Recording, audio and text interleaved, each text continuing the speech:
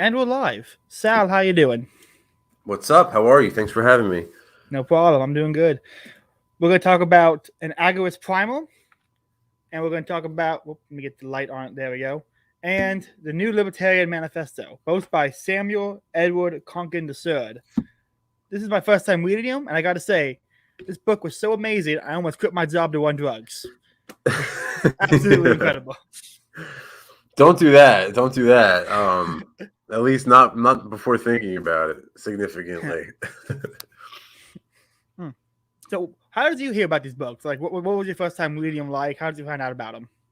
I don't know, honestly, how I first heard about them. I forget, but I guess for me, I really sort of discovered agorism. I sort of discovered the counter-economic aspects of it first. I went to like Fork Fest like a million years ago, and people were actually trading cryptocurrency and silver coins and 3D printing guns and stuff like that. They were actually doing these things. So that's when I realized, hey, this is the way to go. Rather than argue about these things, let's just assert our freedom. We are already free, so why negotiate with terrorists, in Congress? So let's just assert our freedom. And once I realized that there was a philosophy behind that called agorism, I sort of delved into Sam Konkin and the philosophical and theoretical aspects of it, and I was, of course, sold even more. I agree. Yeah, it's incredible books. If you listen to these people, you haven't read them, I absolutely recommend it. He's not just the books aren't interesting. He's an enjoyable author. I enjoyed reading his books. It was fun. Agorism, to me, it is libertarian consistency and practice. And there's a lot of arguments right now going on Twitter and everyone about can consistent libertarian principles get us liberty. And I think if you're trying to go, people who say consistent libertarian principles through politics, that's not consistent libertarian principles. Right. That's sort of jumping over to the primer. That's sort of what he's talking about here in the Agoras primer. That's really my personal favorite book on agorism, because I think Jose said the same thing, if I remember correctly, when you had him on. At least for me, it's because the book really shows how agorism is really just the result of the logically consistent application of the non-aggression principle. So, like, to me, it just really sort of draws out how if you start from the NAP, you inevitably must wind up with agorism, and that's super powerful as far as I'm concerned. I agree. I'm gonna jump a little bit ahead in the book. He talked about something called anarcho-Zionism, fleeing into a free state. And all I could think of, because I know that hilarious, I could think of is the Free State Project. What state is it? New Hampshire. New Hampshire, yeah. Is that anarcho-Zionism? Because I support the New Hampshire people. I think they have a good idea going, but it kind of seems that they're hearing the term anarcho-Zionism. Yeah. I also supported all of those different things, not just the Free State Project, but also seasteading, private cities, any sort of like thing like that. I was always gung ho about it. I did episodes on my show about seasteading and all these different things, but I also came across Sam's writing about anarcho-Zionism, and it changed the way I thought about it as well, because the one point that he made to me that really stuck out was, you're sort of creating a sort of geographic concentration of libertarians, which is really an easy mark for the state. Yeah. And the whole strategy relies on the moral restraint of politicians, Sam says. And then he says, of course, they have none. So it's really a really pretty flawed strategy from the get-go. I agree. My only problem is the state they chose seemed a weird state to me. Like if they say the go is assessing, it shows the state at deadlocked. It seemed like a really poor location. It's cold. It's cold in New Hampshire. Florida seems like a much better option, especially given the last year of COVID. Florida seemed like the much better choice, Yeah, I'm here in St. Petersburg, and I couldn't imagine being anywhere else in the world other than Florida during all of this giant scamdemic. Dude, same. Before COVID started, I was planning to like move and go to college somewhere else, and now I'm like, fuck that. No, I am never leaving. Oh, is the see, place to be. this is my refuge. See, like I'm originally from the Northeast, so I'm basically a refugee here. My plan was actually to not. I was actually not supposed to be here. I was gonna be like somewhere probably in like Asia or something by now, but of course you can't travel and stuff like that. So Florida was the next best thing for me, and I actually love it here. So I'm probably here for a while at least. Well, that's good. Yeah, we need. I have no. I have a problem with people migrating to Florida if they vote, but you don't vote, so I have no problem. Right, exactly. Yeah. Bring in No, the and I others. encourage others not to. So That's right. So I completely remembered. I haven't had you introduce yourself. Go ahead, tell people who you are. Sal Mayweather, Sal the Agorist. I'm just you guys might know me from Twitter and or from my Facebook page, Print Guns Not Money. I have a couple different businesses, 3 Print to Go Burn, agoricthreads.com, and I'm just basically just a sort of I don't even know what the word is, promoter of agorism, I guess, and that's sort of what I do. When I first got into Liberty Space, I came in through Joe Jorgensen. And I first got into it, I was still gun ho on like politics. And then I immediately blocked you on Twitter. Like, nice. Not voting, that's stupid. Block. I blocked a lot. I had to go to my block list recently. Like, okay, do I actually want to keep any of these blocks? Because my entire political view has changed incredibly over 6 months now, and so I had to unblock a lot of people. It's funny how that happens. They say that the difference between a minarchist and an anarchist is about 6 months. So maybe it's interesting, right? It was about 6 months. I mean, and COVID and Twitter are speeding that process up. So it's going to be fun to see what happens in the next year and a half or so. I think you're the first person I know who was convinced by Joe Jorgensen. I'm impressed. Well, I had a friend who was very convincing. I went from Trump to Andrew Yang to Jorgensen. So I'm pretty sure you can get me anywhere on the map. Oh my God. Okay. Yeah, okay. I was all over the place. Yeah. You read one good slogan in a meme, and you're like, that's my personality now. But you still there? You froze. Okay. Hey, I think I lost you. You still there? Is my internet going down? No, I got full service.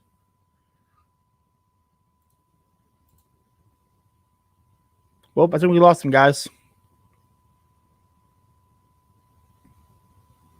We'll wait a little bit until he comes back in. Yeah, he's back, everybody. Sal is back. Oh, wait, he's just still frozen. I say Yang, and he just dips right out. Well, anyway, while we wait for his connection to reestablish, I got a bunch of interesting shows coming up. Go ahead and subscribe to the notification bell. Yeah, I got cool guests coming on. I got Thomas De Lorenzo coming on next week. So go ahead and subscribe for that. Hopefully Sal's internet starts to work again, because I was really looking forward to the episode, and I hope it's not over. Be the shortest episode I've ever done. Let's see. Is it my internet? No, my internet. I got full service here. This sucks.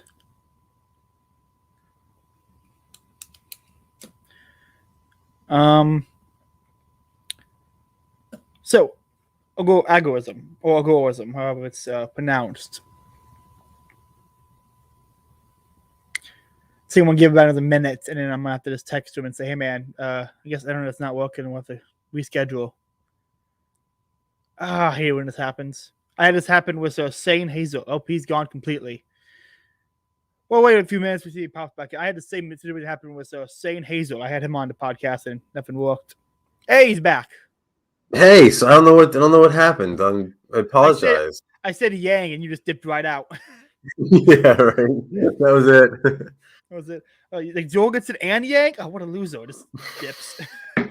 No, I don't know if my internet just shit out or what happened, but that was weird. That's never happened before.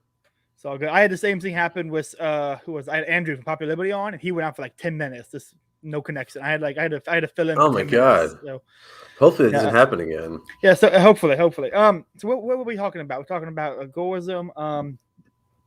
Jorgensen and Yang and Trump, and Yeah. you're all over the place, and then you finally wound up at the right place, though, and that's all that counts. Yeah, I read Anatomy of the State, and then I read some Mises. I'm like, this is it. This is the Boom, place to done. be. Yeah. Nice.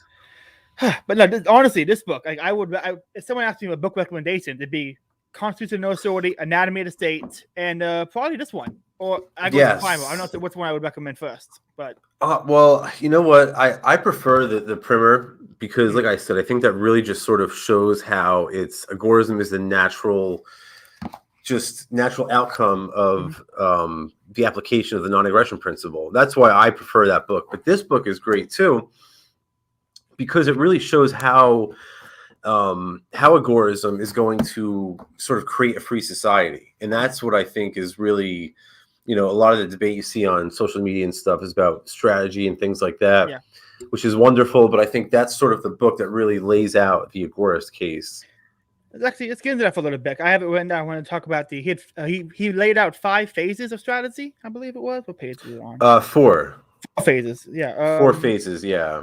Here we go. Yeah, it talks about a zero density agorist society to a low density and kind of the different. Let's go into that a little bit. Like, so what would you say we're at now? Because the internet and decentralization of crypto, I can't seem to figure out because it's so decentralized. I can't figure out at all where we are because it seems to have gone global. Right, that's a great question. So there's 4 phases to the Agorist revolution. Phase 1, which is like full-on statism. Phase 4, which is the Agora. It's marked by an absence of politics. And then there's 2 intermediary stages in there. I actually think personally that the state is much weaker than they're letting on. I think that they're actually unstable. People think that they're sort of timeless and immovable, but I don't think that's the case. I think that they're actually very weak right now. I think that we're actually in phase 3 of the sort of Agorist revolution right now. One of the things Sam says is that we'll know that we're in phase 3 when we start to see the counter economy sort of take on when we see the counter economy develop infrastructure. And I think we're starting to see that already, right? We're starting to see small, albeit small changes, but changes nonetheless. For example, the space shuttle program was closed, and now the private sector does that to a greater extent. We can argue about how much SpaceX is private, but it's certainly an improvement. It's a step in the right direction. Mm-hmm. Cryptocurrency is sort of upsetting the monetary infrastructure. Microsoft has this project they're working on called Airband, where they're they're just going to be providing free Wi-Fi and broadband to rural areas of the country. Where if you think back to like the Tennessee Valley Electrification Authority, whatever that thing was called. My point here is that the market is starting to adopt all of these functions that were once reserved for the state. And I think, to me, that's an indicator that we're in phase 3 of the revolution, which actually I think makes sense if you look at what the central bank is up to and stuff like that. Like I said, I think they're much weaker than than appearances let on. So it makes sense for us to be so far into the revolution. That makes sense. I can agree with that. Let's kind of go into this. I don't know if you had I have the copy that has the Agorist class theory in it, and it's great. I didn't get to finish it. Sadly, I finished the books today. Actually, I hurt my back and documents and pain meds for the week, and I couldn't focus enough to read. And so thankfully today I was able to finish the book. Literally, I was reading it before you hopped on the stream. Nice, good. But both incredible. Let's talk about Agorist class theory a little bit. Like, what exactly is the Agorist class theory in comparison to, say, other types of class theories, like the Marxist? Yeah, so this is great. Agorist class theory was written by Wally Conger, who's this great agorist, and the idea here is that, and this is why people sort of accuse us of being left anarchists. We get sort of branded as left libertarians because of this. But I fully subscribe to this idea, and the whole thing is that, look, yes, there is this sort of binary class division. Karl Marx was right? He was right about that, at least. That's probably the only thing he was right about, was that there actually is this binary class division. It's sort of undeniable at this point. And I think libertarians who try to pretend otherwise are really just being unrealistic, right? I mean, there obviously is a upper tier of elites, and there's the rest of us, right? This is pretty obvious when you just a cursory glance at the news, and this becomes clear. What Marx got wrong, though, is Marx thought it was the worker versus the entrepreneur. And he really got this completely backwards, because the entrepreneur actually, helps the worker in a number of different ways. Any worker-owned factory or something like that, all of the workers would have to sacrifice and forego consumption in order to save up for raw goods and materials. Whereas in our model, in a capitalist system, the entrepreneur saves up. They're the ones who forego consumption. They suffer. They're the ones who have to, delay, consumption, as Hoppe would say, and stuff like that. And they, the capital that they saved up, they use for that stuff. So they're bearing the burden that the workers would normally have to do. So Marx was wrong. It's not the worker versus the entrepreneur. What Wally Conger says, and what we Agorists think, is that it's actually the plundered class versus a class of plunderers. And I think that's pretty accurate if you think about it. There's been other libertarians who've spoken a little bit about this, but very few ANCAPs have. The only one that I can ever think of that really mentioned it is Walter Block. He has like a little thing about it in his book, Space Capitalism. But it's really something that's sort of unique to agorism. Yeah. Have you ever seen Hoppe's "What Marx Got Right" lecture or speech? I don't know if I have. I may have. Hoppe basically said Marxism got the players wrong, but he got the positions right. Exactly. And so I watching that and then reading this, I kind of like, okay, I think there's people who want to write off any thinker for people want to write off Marx completely. I mean, I get it, but someone that influential, you should kind of understand a little bit his ideas of going to combat him and see if you can pull something he did get right. Because where is someone 100% wrong?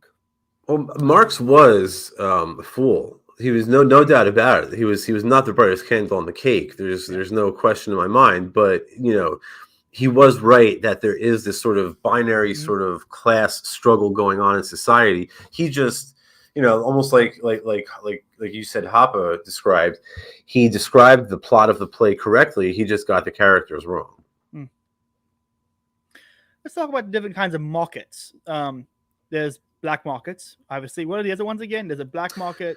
So we focus on the black and gray market. The black market is just stuff that's prohibited, and the gray market is stuff that is regulated, and together they sort of form the counter economy.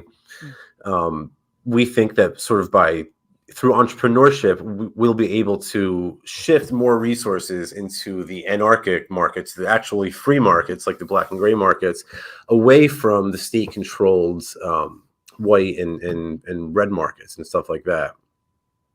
Which, by the way, the white market is stuff that's legal, that they tolerate, any approved transaction, and then the red market is violent stuff that you don't want anything to do with, war, genocide, things that politicians specialize in. Where does crypto fall? Because it's not regulated, but it's not like they are in support of it. So does crypto kind of fall in like this gray thing, or like where would you play crypto falls?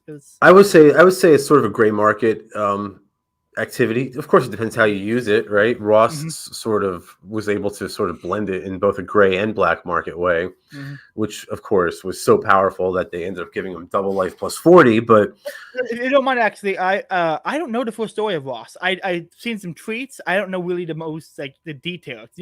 Can you explain what you know about the Ross Ulbricht story to me a little bit? Oh man, yeah. So it's a crazy story. He's a real hero.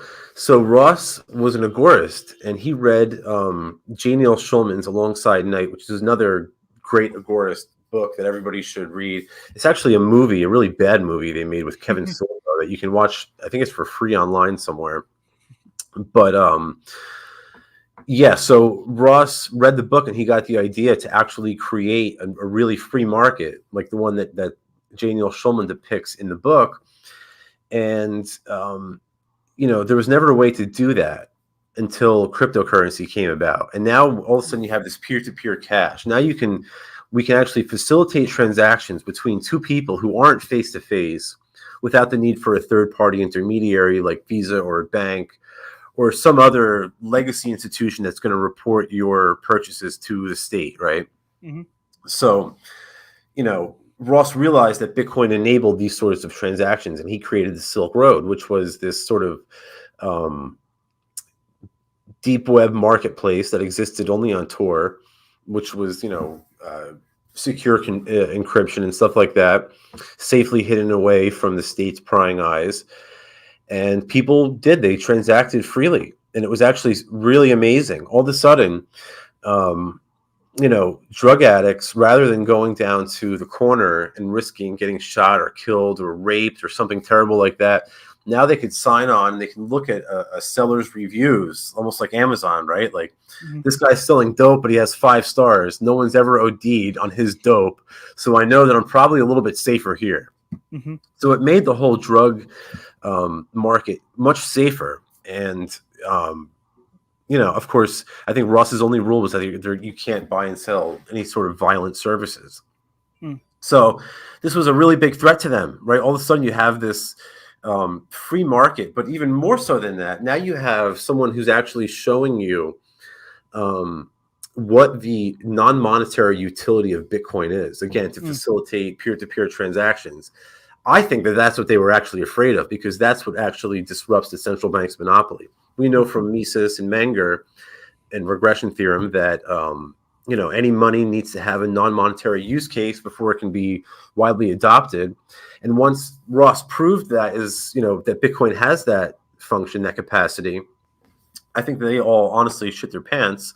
Sorry for cursing, but and I think that really scared them, and that's why the federal judge and domestic terrorist Catherine B. Forrest gave Ross a first-time nonviolent offender double life plus 40, which is more than Nazis received at Nuremberg. It's more than African dictators received at The Hague. It just goes to show you how effective agorism and counter economics actually is, right? They're focusing their firing power on Ross Ulbricht, not on some militia in the woods of Montana or something like that, right? Because that's not the real threat. The real threat comes from agorism and counter economics. And one thing I'll just add real quick about Ross is that one thing Ross proves is that they can never actually stop us. They can only they can never stop an agorist. They can only magnify their effect, because you're not going to see a good agorist. Once they do uncover one of our operations, we don't die in some shootout with the police. Rather, we sort of welcome their abuse. We sort of welcome their licks, because that just sort of puts their brutality on display for the public to see. And a lot of times it's the only time that members of the public will ever have to come face to face with the state's brutality. That's what Gandhi did, and I think that's what Ross Ulbricht is doing right now. And that's why over 500,000 people have signed the petition to release him, and that's at freeross.org, and everybody should sign on. That would be in the description, freeross.org. That's like something I was going to ask about. Was that seemed like the only with algorithm it being so decentralized that, like, how do you avoid, because like it seemed like he got too big, he became noticeable. If algorithm is counter economics, to say unnoticeable, how do you go about like conducting your business in a way where you can be successful but not so successful you attract unwanted eyes? Right. So we're sort of like agorists and sovereign citizens are very like we're very much alike in the sense that we both reject any sort of political claim over our sovereignty. We're not even going to sit down to the negotiating table with these people, these loser politicians. We never want to talk about it. It's not even up for debate. But we differ from the sovereign citizens in that sovereign citizens will martyr themselves in open defiance of the political class. And we agorists don't want to die anytime soon. Yeah. So what we do to avoid that is we use operational security, or OPSEC, which is a risk reduction process that's designed to conceal sensitive information from statist parasites and snitches and prying eyes and stuff like that. And, we can go into as much detail as you want, but normally we break it up into 3 different parts. We have privacy, secure computing, and encrypted communications. But at the end of the day, the amount of risk that each agorist, each counter-economic operator incurs is going to be relative to his or her lifestyle. So somebody who's doesn't have as much risks and obligations is going to be able to take on more risk and stuff like that. But there's plenty of low risk opportunities for people who are you've got a family and a mortgage and stuff like that. There's plenty of low risk ways to engage the Agora also. I think that's one of the things that Rothbard got wrong, is that he didn't think that counter economics was something that everybody could do. And I think that he really sort of missed the mark on that one, right? It is something that we can all do. On sovereign citizens, I before I even knew what an anarchist was, I knew what a sovereign citizen was, because my Boy Scout scoutmaster is a local judge, and he went on a little rant about how stupid sovereign citizens are. And I just remember thinking, that makes sense to me, though. I don't get why. Why is he stupid for thinking that he's sovereign? Yeah, it's Your Honor. He was a crazy one. He was I don't know. He's an ultra free will doesn't exist Calvinist, and I do not feel comfortable a guy who doesn't believe in free will being a judge. I don't know. Right. That connection there upsets me a little bit. I'm not surprised though. It actually he's probably very good at being a state judge. I mean, if he had to be a state judge, probably, yeah. Let's talk more about counter economics for a little bit. I would say one thing I did enjoy about Conkin and Agorist Primer is he sums things up succinctly and clearly, very easily. You read the first chapter on economics, I'm like, hey, I forgot this is how you get to talk about economics, but you sound more sound smarter, so you drum it up a little bit. He just simplifies it so much that I could hand it to even my mom and say, hey, you're an economics, so read this a little bit and say, okay, I know what you're interested in now. He was very good at simplifying. And he reviews the basics. He sort of sets the stage for where he's going, which is nice. Yeah. It's, again, if you're listening and haven't read it yet, I can't recommend it enough. I'm probably going to actually read it again tomorrow, because I sped read it for the podcast, and I want to go through it one more time because it was really enjoyable. No, I've got to read it again. No, I want to read it all over. It's great. I'm thinking I'm going to see if Jose or someone wants to come on and do a 2-part live reading where we read it live and dissect different parts of it and kind of just do a... Matt Erickson? Nice. Matt Erickson and King Pill is? I don't know. Perhaps he's a rose-powered influence kind of like Jason Stapleton guy. And he's doing this thing where he'll read someone, and we'll read it live and take pause and dissect what they're talking about. And I'm gonna try to do the same with some Agorist work, read it and dissect it live and kind of go deeper into each thing. And so very cool. Yeah, we actually need. There's a lot of Agorist books that aren't. We have to actually we need to make some audio versions of. Yeah, I couldn't find an audio version for either of these books. I looked online, I found one, and the guy skipped 2 chapters. There's John Loth has a YouTube version that's pretty good of New Libertarian Manifesto, but I don't know of any of the other ones. One thing I've always I've got a million plans. One thing I'm going to do is I'm going to take all of them and sort of create this sort of audiobook anthology, but it's one of those things I'll get to eventually, hopefully. An Agorist handbook, like the Michael Malice Anarchist handbook. Yes, right, exactly. I need to read. What was that one you mentioned? The fictional story. Alongside Night. Yeah, like I said, there's a movie with Kevin Sorbo from Hercules that you can watch. That does a pretty good. I mean, it's not the best movie, but it does explain the Agorist philosophy fairly well. Nice. I'll check it out. I might do a movie review on it. I did a home runs going through Hopper stuff. I might do a home runs going through Agorist stuff because there seems to be a lot here, and it's very interesting. Well, two brilliant philosophies right there. So yeah, I honestly think that's the only thing that's gonna win is Hopper's what must be done localist strategy, and then agorism to survive outside the state. I think that's the only thing that's gonna actually work going forward, and not this Mises Caucus, which I was a part of, or anything like that. National politics is over. I think local is the only way to do it. Yeah, a lot of people think that there's a sort of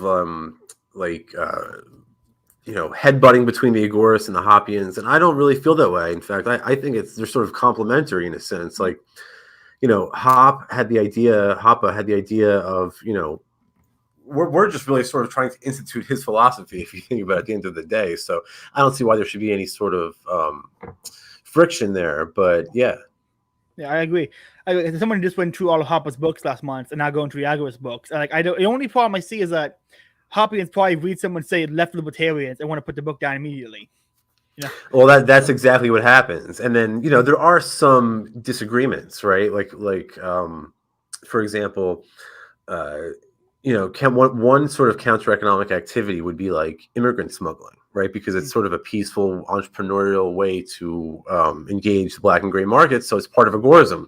Of course, Hobbians don't really like that because they tend to be more right-wing on immigration. But, the way I see it, I don't think that one issue, one sort of disagreement means that, there's any that we can't get along. I'm sure each agorist and each Hoppian has more disagreements with their own family members than they do with each other, especially if that's the only point of contention.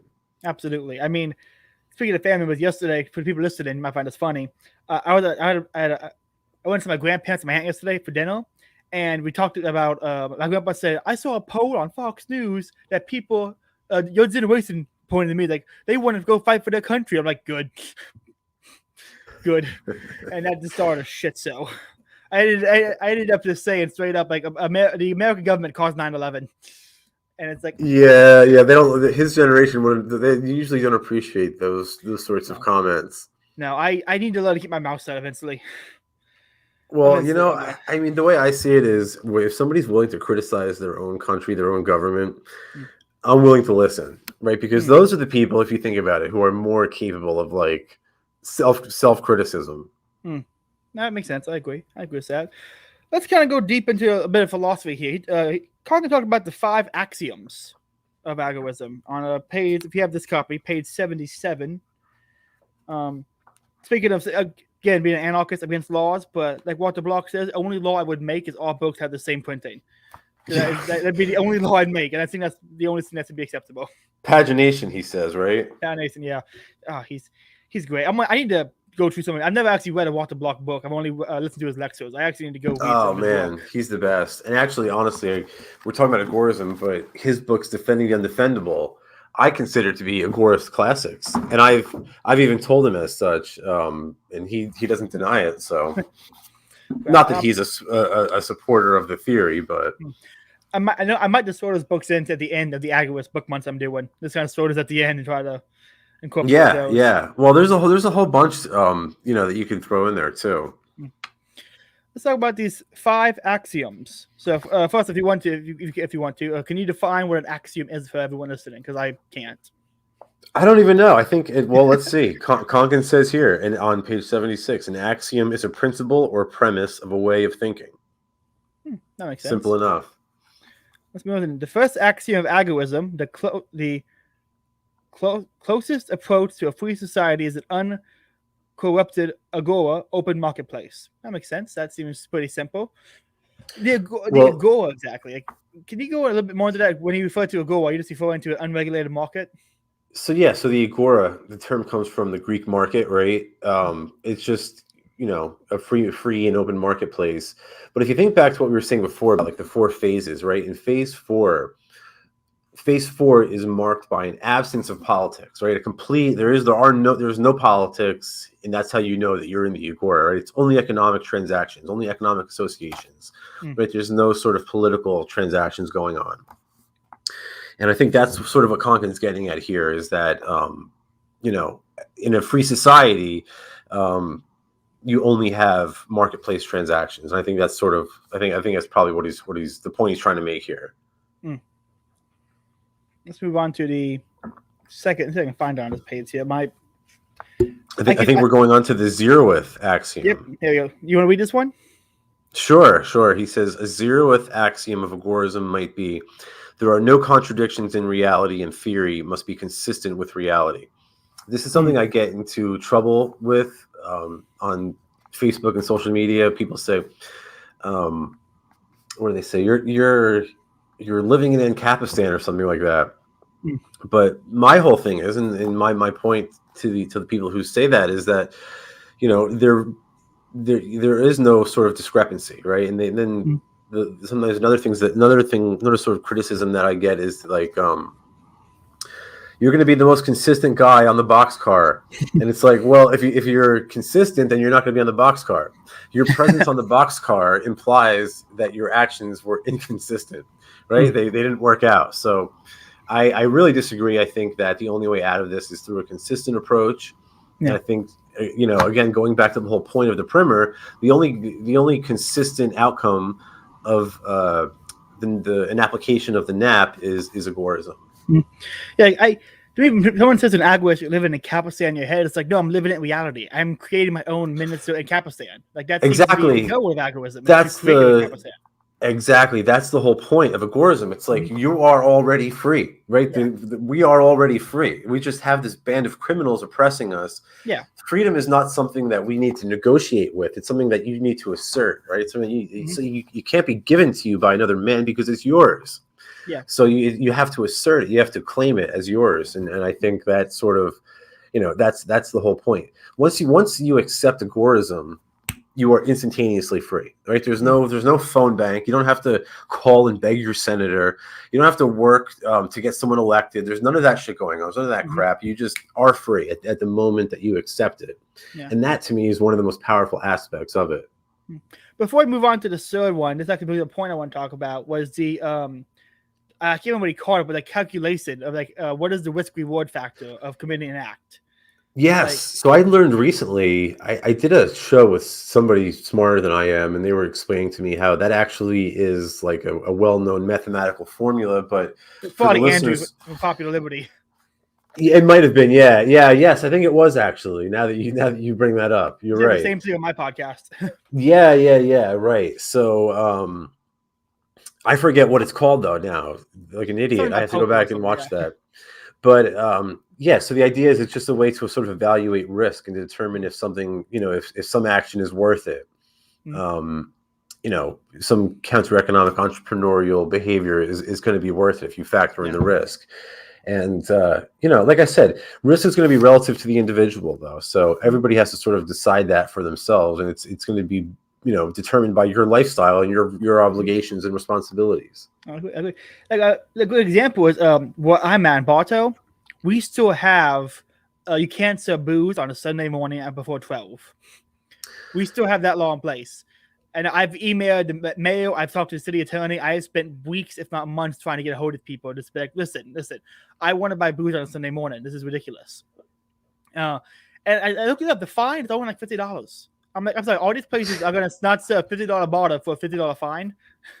Right, exactly. How many cops are actually going to enforce it, right? How many cops are probably going to be the ones buying it? Yeah, exactly. Right, exactly. I mean, it's sort of, it's relative, right? It's relative. I'm sure the first fine is $50. Who knows what the fifth fine is going to be, of course. Probably losing your liquor license or something like that. Right, exactly. I think the liquor store that I want to do, I get that, but we're talking about this at like a grocery store, like a Publix or something. I went to buy a bottle of wine. My 21st birthday was on a Sunday morning, and I went to go buy a bottle of wine on my 21st birthday. And said, sorry, so you got to come back in 12 hours, in 4 hours. I'm like, what the fuck?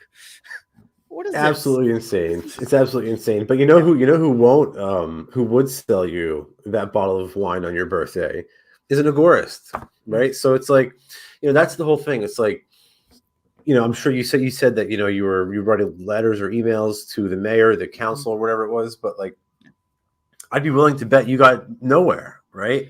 No, I got to run around. Exactly, right. And that's what happens in politics. That's what politics is all about. So it's like, rather than sort of beg them for it, let's just go out and do it. Yeah. And this plays out on a larger scale as well too. So like, do you remember that bill, Audit the Fed? Like it was, and I was behind it. Everybody was behind it. Anybody with a brain was behind it. Like the idea was like, we need to have an audit of the Federal Reserve so that people can see that it should be ended. But we couldn't even get an audit passed, right? It died in the Senate because Goldman Sachs donated a bunch of money to the Senate right before they were going to vote on it. So like, it's like the game is rigged, right? It's like you wouldn't sit down to play a game of cards that you knew you were going to lose ahead of time. So why are we playing the political game? It's rigged. Rather than do that, right? Like compare the failures of that bill to audit the Fed with the success of Satoshi Nakamoto's white paper, right? Which has been more effective at protecting individuals from inflation? which has been more effective at denying the military-industrial complex the financial capacity to murder children overseas? Right? It's not even a question. It's not even a question. So it's like, take your freedom. Again, I know I sound like I'm just repeating myself at this point, but like, take your freedom, assert it. Don't ask anybody for it. They can't give it to you because they don't have it. It's yours. This is I've had a hard time. Like, I notice this now, and I can't. I don't know why it bugs me so much, but like, so many libertarians love Ayn Rand and love like entrepreneurial figures and stuff in their books, but they never actually want to go out and be entrepreneurs in some way that can like maybe upset the government. Right, exactly. Like, and that's the whole thing. And another reason why we get labeled as Agoras, we get labeled as left libertarians or left anarchists, is because we don't like wage slavery. Right? It's slaves in the 19th century in the Deep South, right? They had a certain production, almost all of their production automatically deducted from their earnings, right? And it was given to the plantation owner. Whereas, now it's sort of no different. A wage worker has a portion of their earnings automatically deducted by the state. The term for that is slavery. So we call it wage slavery. So in order to avoid that, we tell people to be entrepreneurs, right? We know from the Austrians who specialized in entrepreneurship, like Kerzner, Klein, Byland, all these brilliant thinkers. We know from them that in order to allocate resources, one must be an entrepreneur to do that. So in order to allocate resources away from the government, it only follows that we have to be entrepreneurs to do that. So, and also, as a little proof of this, look at these vaccine mandates with COVID, right? All of these wage workers are having to be shot up with vaccines, whereas no entrepreneur has to do that, right? No entrepreneur is going through this. So it really does sort of prove the Agorist theory that entrepreneurship is sort of a key to liberty and freedom. The thing about wage slavery is, like, when described wage slavery as in the government is taxing your labor, that makes sense to me. I hate that term been like co-opted by social justice warriors who say I have to work for food. It's like, right, come on, which is just illiteracy is all it is. It's like, you don't actually have to work for food. Feel free to starve. I think again, I don't view Agoras as left libertarians. Like, I was reading, I'm like, I don't know why you guys like get called left libertarians. I don't really see it that much. But in the term that you guys use are getting co-opted by leftists and the social justice warriors, and it's like, well, it's the class theory. It's the opposition to wage slavery, but moreover, it's actually anti-political theories, right? Like agorism are traditionally like left anarchists, whereas right anarchists have been more. They've had a higher tolerance for politics than left anarchists have. So that's probably the main reason that we get lumped up into that category. Makes sense. Let's move on. Let's move back to the axioms. We did the Zenus one. Let's move on to, I think we're on the second axiom. The second. Yep. I'll read this one. The second axiom of agorism: the Agora self-corrects for small. Perturbations of corruption. I knew the word, but I never actually had to pronounce it before. Let's go into that one a bit. So what exactly does that $20 exactly? What exactly does that mean? Let's see. Well, he says this axiom leads us to a far more detailed picture of what our nearly free society would look like. It means that free market entities will defend the free market. People will have to choose to do it, of course, but the incentive will be present to motivate them to do so, and will be sufficient to motivate enough people to do so. So in other words, I think what he's saying here is that in a free market, there's always going to be these sort of distortions that occur from like state or criminal-like entities, but in a free and open market, we'll be more able to self-correct. I think those sort of problems will be limited by competitive market forces, which we don't have today in things like, the state monopoly on violence and so forth. No, I agree. That makes perfect sense to me. On the point of incentive structures, like, let's think about these vaccine passports. That seems like a perfect avenue for agorists right there, is to create some of those passports. Yeah. So I get probably like 5 messages a day from people asking for fake COVID passports, and I'm like, it's like I can't give them to you, but they're not difficult to find. Yeah.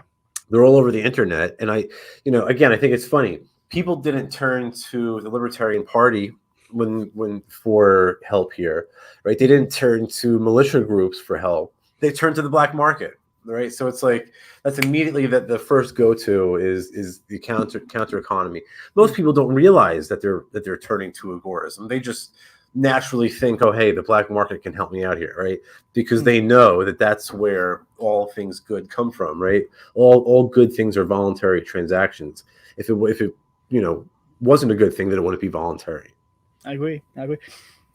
Let's talk about the Libertarian Party for a bit. Like, I can't remember if it was you or if it was Pete Quinones, but someone said that if the Libertarian Party like operated like an agorist hub and trained people and taught people how to be agorists and like help them, it would actually serve a purpose. As of now, it kind of serves no purpose.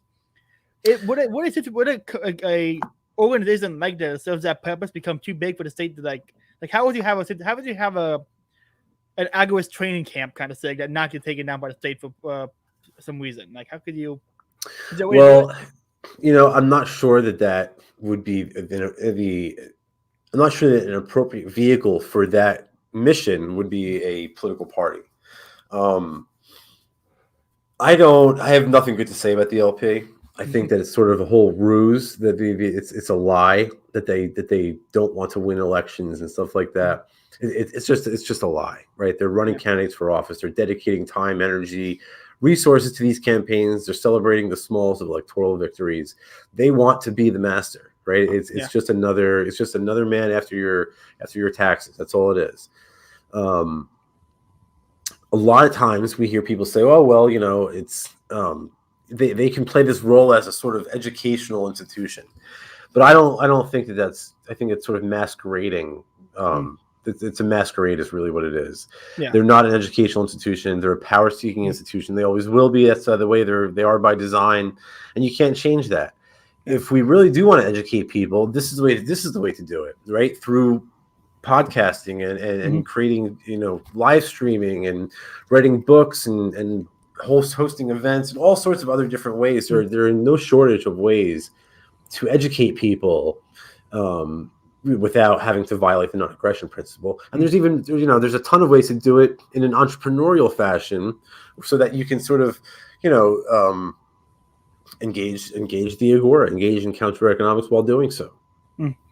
Imagine giving money to the LP when you give money to like the Mises Institute. Like, exactly. Let's think about that for a little bit. Like, why? Like, I gave money because when I first joined up, I joined and I got like a new mail letter here or some nonsense. Like, oh, your latest news of LP news. Breaking news, we still suck at having accomplished anything. Right, exactly. Meanwhile, the Mises Institute is doing amazing work.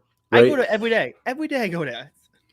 Also, the Abbeville Institute. Like, there's so many great libertarian think tanks out there that do a better job spending your money.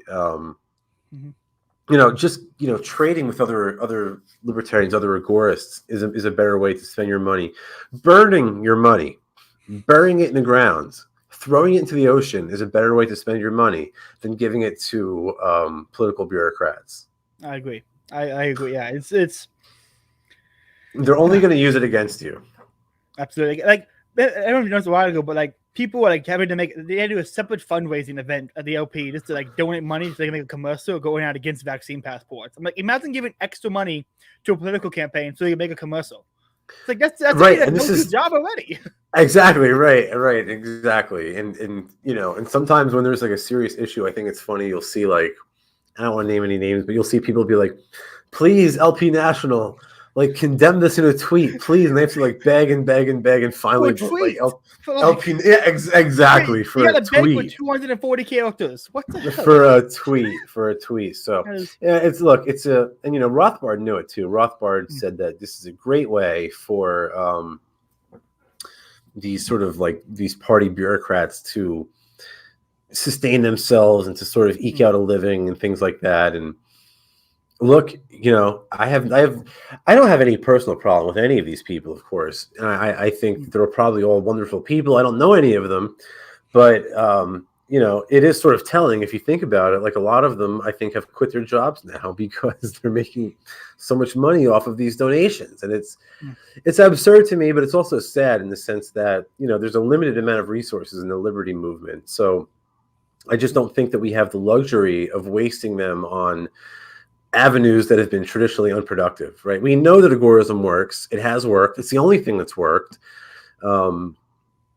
You know, I've got a whole section in my book, Anti-Politics, going through the successful applications of counter economics. I don't think any other faction of the movement could have written that section because there really aren't any other success stories. The only other possible success story could come from the paleos, and you know, that's, you know, vis-a-vis the Ron Paul movement and how they were able to draw so many people, including myself, into the movement. But I would point out that they created libertarians, and, you know, we Agorists are focused on creating liberty. Both goals are noble.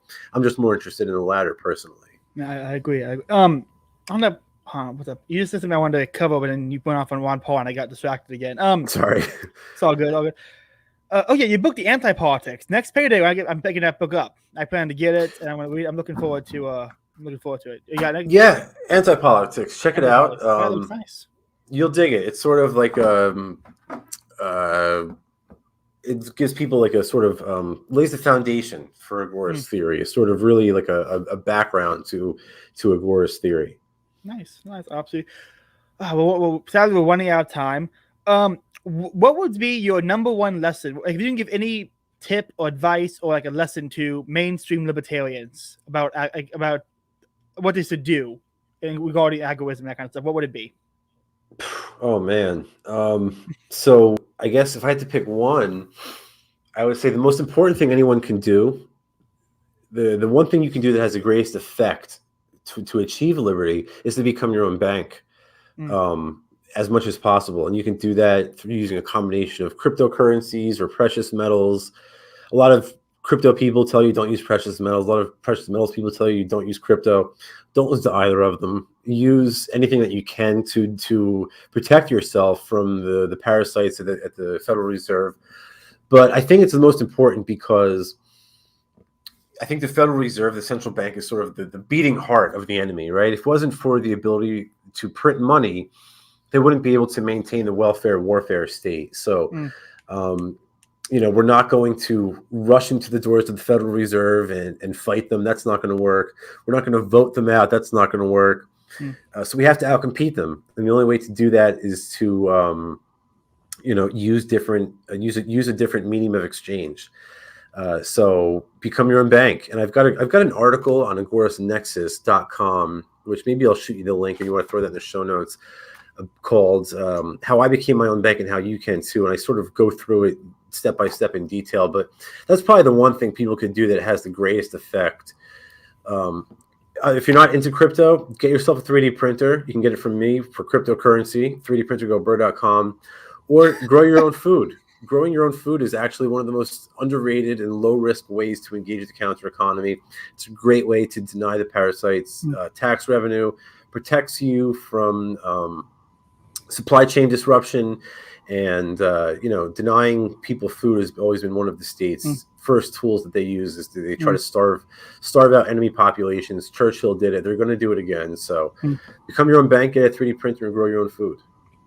Speaking of how like counter economics money thing and about money, did you see the new law in Florida where it's like any transaction over $600 to report to the IRS? I think that's nationwide now. That's Biden. That's not DeSantis. That's nationwide. That's just another reason. That's another reason to become your own bank, though. Yeah. Right. Because if you, you know, if you buy something from me for $600, or I buy something for you for $600, and we conduct that exchange using cryptocurrency or silver coins, they know nothing of it. They know nothing about it. Right. So. And, you know, that's one of the things and this is the whole point of agorism, is that, you know, as they sort of prohibit more and more transactions, as the state sort of starts to wither away, and they're going to become more desperate. They sort of flop around like a fish out of water, gasping for air. As they become more desperate, they're going to sort of prohibit more and more aspects of daily life. And they're going to drive those things into the realm of counter economics until eventually we sort of snuff out the white markets, and that's the whole point here. So in a way, it's sort of a good thing that they're prohibiting all these things. It sucks that they're infringing on people's rights, but I think it's a sign that they're not as healthy or as stable as they want us to believe. Yeah, that's what I was saying about when I found out about. I first saw it was it's going to push more people to crypto, and that's good. Exactly. Like that is kind of the acceleration of this argument in a bit, where it's like, hey, if we can make things bad enough, we'll push people towards the counter economy and actually make things better faster. Yeah, that's why I tell people collapsitarianism is really just a branch of agorism. Do you know who Zeroth from In Democracy is? He's a guy from Hoppy.org. You seen him on Twitter? I think I follow him on Twitter, but I don't think I've ever interacted with him. He's great. He has a thing about hate is great. I want people to hate their neighbors. I want them to hate the left. The faster they realize it's not your neighbors, they are your enemies, the faster we can succeed and separate. So hate is great. That's his so much spread in hate. And it's like that and the collapsitarian, like this is my negativity, and I can finally aim my negativity somewhere.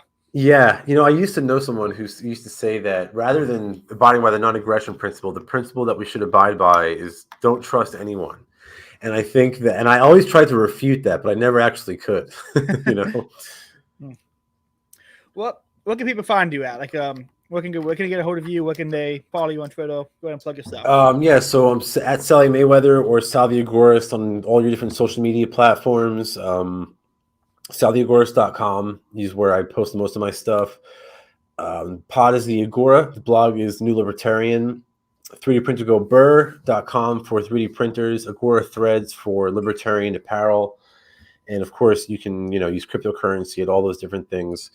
And the book is Anti-Politics. Check that out on Amazon. If you prefer to pay with crypto, shoot me a DM and we'll work something out. Base. Okay, guys, for another episode of the Catholic Libertarian Book Club. Read more books and hate the state.